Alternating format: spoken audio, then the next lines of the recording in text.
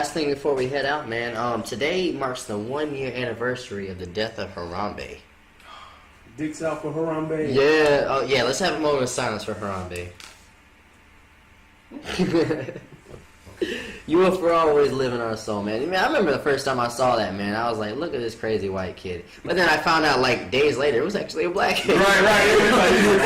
I was like, no, come on, man. Because you assume. Yeah, assume. Because there's a lot of stereotypes when it comes to black people. That was, in my opinion, a stereotype. I was like, only a white kid would jump in a gorilla fight. It's like your black card. I know you're black already, but it's taken because you're doing stuff that black people should never. Right. Yeah. That should never happen. If I was there at the zoo with my child, honestly, I probably would have died that day. There was no way I would have not tried to distract that gorilla and try to something. But I don't know. It just seemed that whole situation was weird and kind of funny. Thank God, he survived that situation. But unfortunately, we lost a good.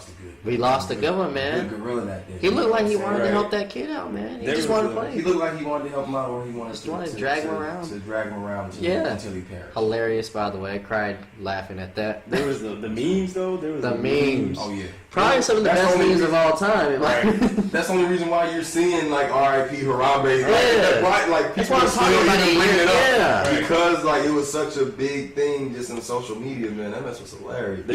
There's a meme with black moms. It's like, you know it's fucked up when you jump in a zoo exhibit, the gorilla dies, and you get home and still get your ass. Right. Exactly. That's real, man. Exactly. It's crazy. I think he was a candidate for the 2017 election. I remember he was, somebody put him up there. And I was like, he's getting that big? That and D's nuts. These nuts, yeah. These nuts. I almost got arrested for that. I remember that. That's one of the funniest moments in all of 2026. Was it 6 years? It was 2016. That was one of the funniest moments of all 2016, where the fact that people actually were going out there. And like it was honestly like grown folks, grown people. It was funny, but it was honestly it was sad. It was kind of sad at the same time. It's like, bro, like we don't take this seriously, man. We really don't. I remember seeing an actual news anchor like, okay, Hillary's doing this in the poll, Trump's doing this poll, and these nuts is crying. These nuts. He just said, and these nuts are climbing. I'm like.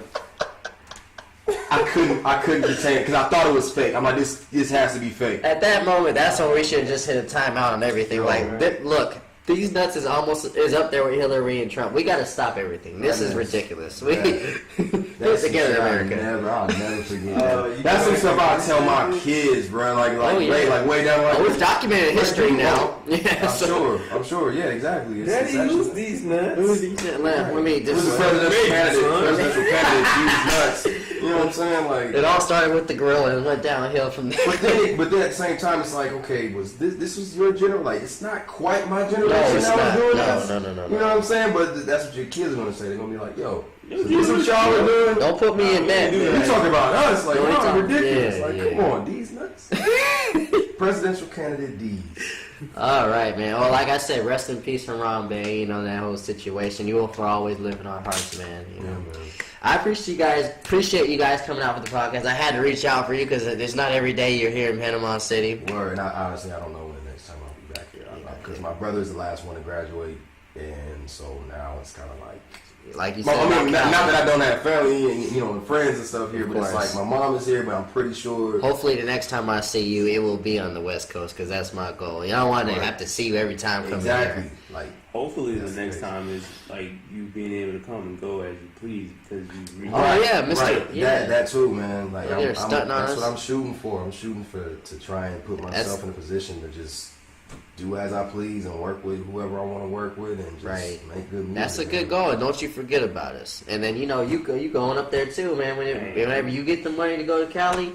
And then I'll just be over here just twiddling my thumbs like, they're coming back for me every day now. He ain't gonna be the next brilliant idiots. You know what I'm saying? Oh yeah.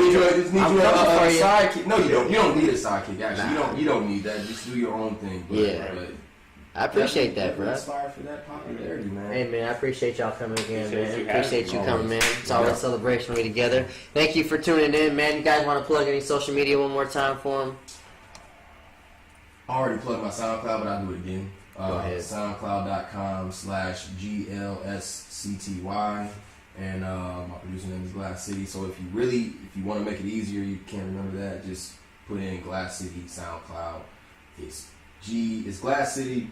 The I is replaced with an exclamation point for for people who don't know. Sophisticated, just to add a little flair to Hollywood over here.